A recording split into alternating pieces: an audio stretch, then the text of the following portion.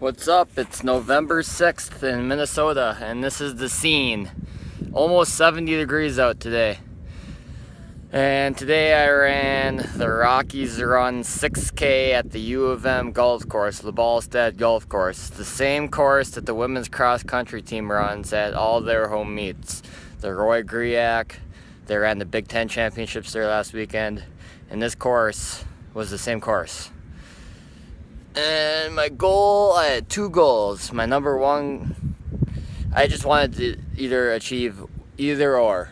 So my one goal was to beat Kurt Goetsky, who's a veteran runner. He's about 55 years old, but he's been running for like 30 years, and I ain't too far from him. So he's someone I'm shooting the goal for, and he is a legend in the sense that he does over 100 races every single year. He tries to do one more each year than he did the last year. So my goal was to beat him and or to break 26 minutes for this course.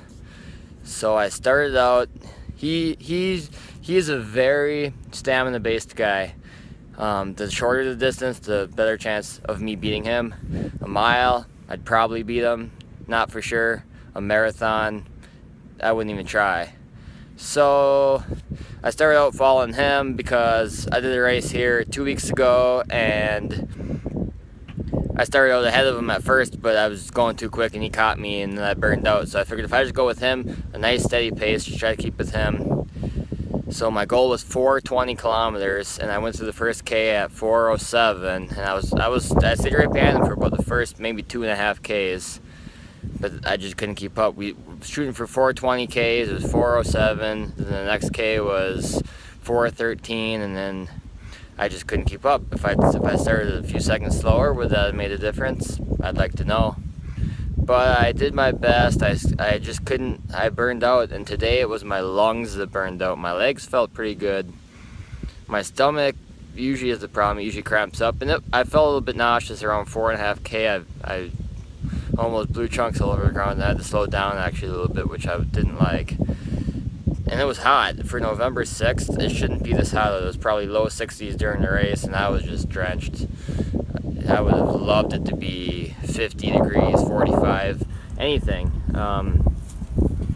But can't complain. Still good weather. Wind, a little wind, not bad. Sun. Kurt ended up beating me by less than a minute. And last time here 2 weeks ago, he beat me by just over a minute, so I was closer to him than I was last time. But on any given day, anything can happen. So maybe he had an off day too, and that's why I was closer, or maybe I'm getting better, or maybe we just both kind of stayed the same.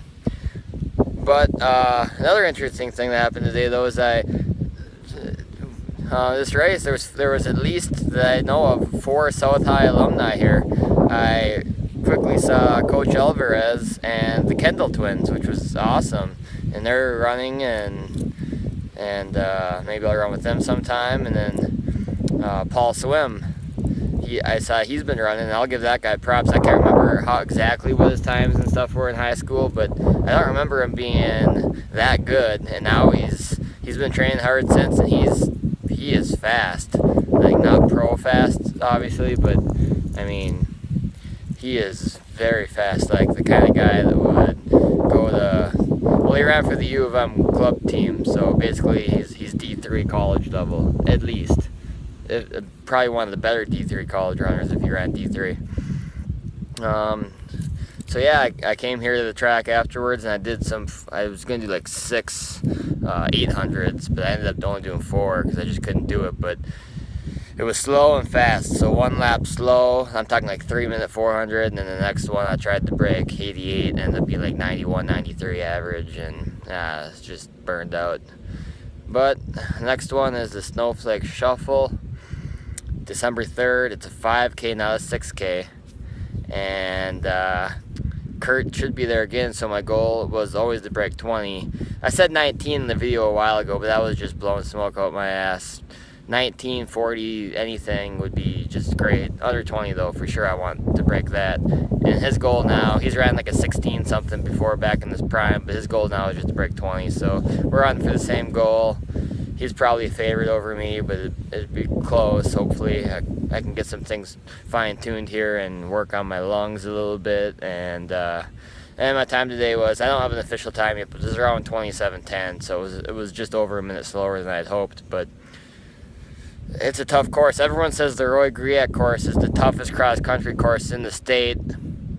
In my mindset, there's no tough course. You just gotta train for the course, and then you'll be okay. So next year, train harder, and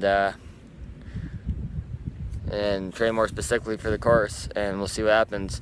Otherwise, that's about it. Just giving you guys an update. So December 3rd, the Snowflake Shuffle, and then after that, the US ATF indoor circuit starts. There's 5 meets this winter indoors in the Twin Cities, so I'll be hitting up those and working on my 800s and my miles and my 3Ks, and maybe even jump in maybe a 60-meter dash, 200s and 400s. Probably do a couple of those for sure. All right, out.